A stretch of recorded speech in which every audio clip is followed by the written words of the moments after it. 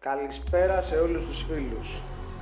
Και όπως λένε οι φίλοι μας οι Ιταλοί, Ciao ragazzi, Benelli, DRK, 702X, dalle montagne al mare. Εχθές το πήραμε στα χέρια μας και σήμερα βγήκαμε, αν και φυσάει πολύ.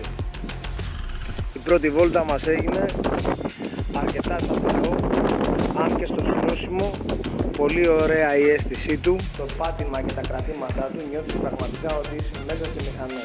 Καλή αεροδυναμική και η ζελατίνα καλύπτει αναβάτες κάτω του 1,80 και αρκετά άνετο. Το κινητήρα δεν μπορέσαμε να το πηρέσουμε διότι είναι στο στρώσιμο.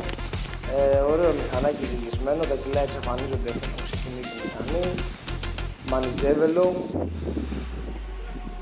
Για να τα ακούσουμε. Η οθόνη μπορεί να είναι 5 ιντσών, αλλά οι πληροφορίες είναι ευανάγνωστες και μπορώ να πω ότι είναι αρκετά καλής ποιότητας. Ωστόσο το ίδιο και η φωτεινότητά της.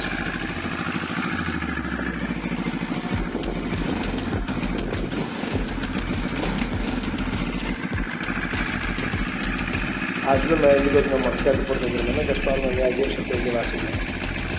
Εδώ στο λιμανάκι που συνεχίζουμε να ράγει. Φρενάρει αξιοπρεπέστατα, η κατανάλωσή του είναι ικανοποιητική και πιστεύουμε ότι είναι μια τίμια πρόταση για το ποσό των 8.900 ευρώ με δώρο τις 3 βαλίτσες. Ακολουθούν μερικές φωτογραφίες. Να είστε πάντα καλά, πάντα όρθιοι και να φοράτε πάντα το κράνος σας. Benelli TRK 702X. Καλή συνέχεια.